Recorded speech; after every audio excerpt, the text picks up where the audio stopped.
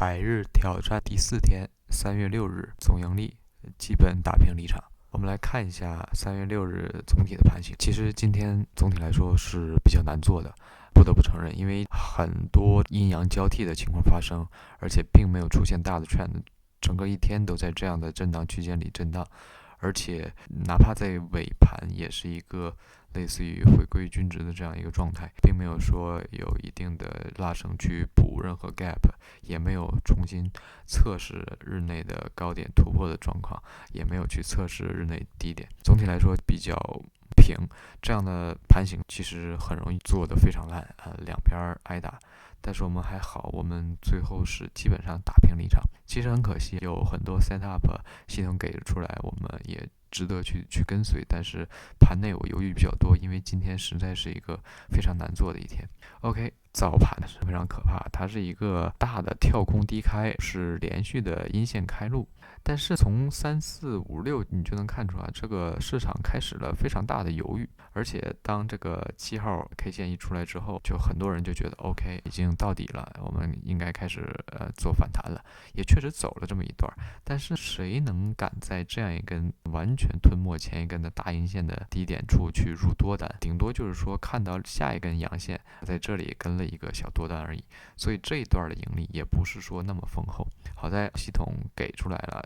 这一点做多，但就像我说的，可能这里做多不是很多人敢去跟，尤其是看到第二根大阴线这样砸起来，很多就直接就止损离场了，就算前面跟了也是亏损的，并不能等到这一波上涨。所以我说的对，这里差不多是一个好的入场点去做多，因为这是阴阳，这里是什么？2次探底，你可以把这当做第2条牛腿，所以这一段是可以拿的，只不过就拿了1、2、3、4根 K 线上穿120这段差不多的利润。比较难的是，当这样连续的阳线上穿EMA20之后，这样的走势并没有延续，所以之后你很容易像这里系统给出来，在这儿继续做多 ，OK， 你只能拿到1根阳线的利润，连这一段小小的 gap 都不给你补上，说明今天的震荡行情确实非常难做。所以这样的震荡行情，我建议大家不一定非要做，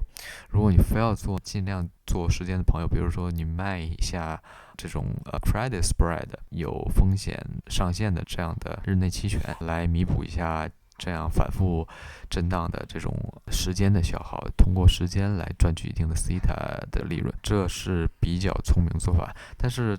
我们没有跑出整个一天的这个行情，光看前一段可能还认为这一段是一个回调，还能走一段大趋势，所以无从未卜先知。所以当我们看今天的这些setup 的时候，其实是比较可惜的。这2个做多虽然都拿到了，但其实它是整个这一段上的做多，之后的做多基本都是失败离场，要么就是整个做多的 setup 就完全 expire 了，到最后都没有摸到它的这一条绿色的 target 线。我们这个盘中给了一些做空点位，说实话呀，虽然最后达到了 target， 因为这里有一个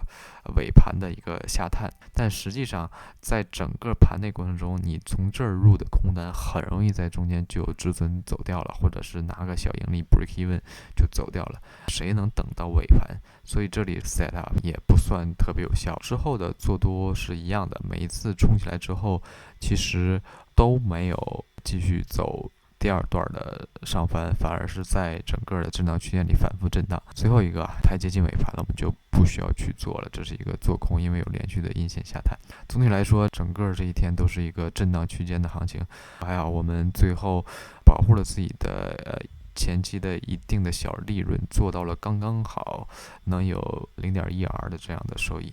OK， 这就是3月6日的整体复盘。